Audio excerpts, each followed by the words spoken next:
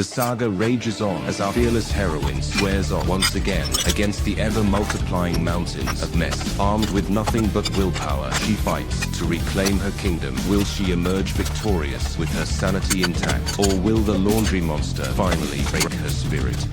Welcome back. So last week, if you saw the video, I tackled 5 different areas of my home. I was feeling rather proud. Then, my immune system went on a coffee break, and a cold moved in. As usual, when I get sick, everything falls apart. Chores become abandoned, tidying, not a chance. So this week, once I finally crawled back to the land of the living, I had to get caught up on housework instead of proactively tidying. So here I am, next to my pile of dirty dishes.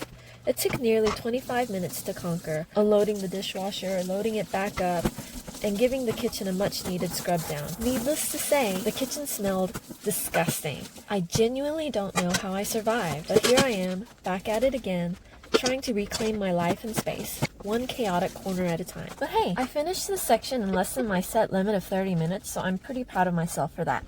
Okay, so I don't know if this is cheating, but today's area is still in the kitchen.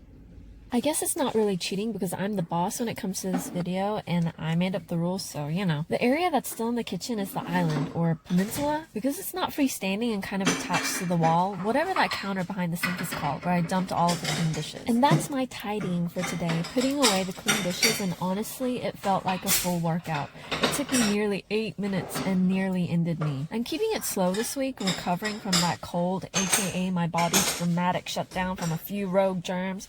And that takes time. And I'm not about to overdo it. I know my limits, and at least one person needs to be honest in this household. Because, like my kids, the things that they say, "Sure, Mom, I'll clean up after myself. Of course I'll do my homework before the weekend's over. I'll never slap my brother again." Where's the honesty there? And the big kid I married? "Yeah, babe, I'll put the toilet seat down."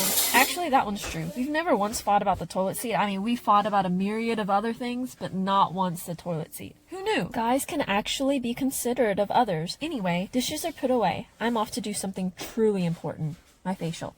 I'm multitasking like a pro today, conquering Mount Laundry while waging war on these clogged pores. This routine goes way back to childhood for me, thanks to a bizarre book about a bug-turned-boy that somehow ends up in a house with a girl who wanted to be famous and never age. That was a mouthful. Her anti-wrinkle strategy was smothering her face with wrinkle cream and never moving a face muscle. Spoiler alert, prematurely using wrinkle cream actually doesn't freeze your face in time. In fact, it has the opposite effect. I'm telling you, lies. All lies. Children's literature is chock full of lies. Anyway, that book left such a lasting impression on me that to this day, I regularly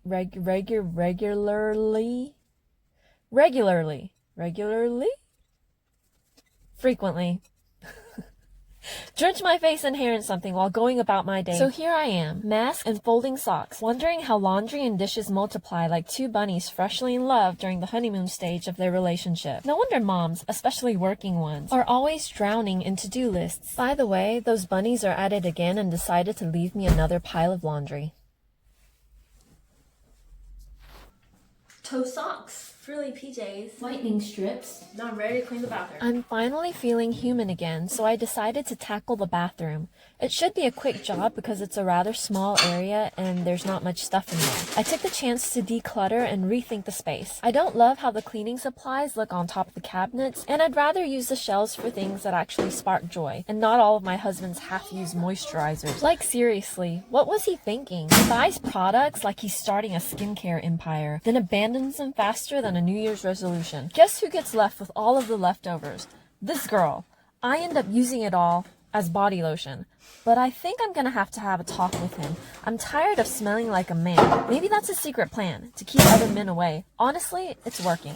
But that's beside the point. Scrub-a-dub, wipe, buff, purge the grime, clean, flick, wipe, swipe, polish, sanitize. 20 minutes later, and I present to you a sparkling bathroom.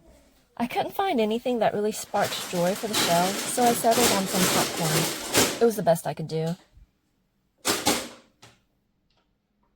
The next day on my lunch break, I sat in my car contemplating the 5th and final space I would clear out for the week. Then it dawned on me. Why don't I just clear my head? As I spend the next 20 minutes clearing out my head, I just want to say thank you for sticking around till the end. See you next time. Bye.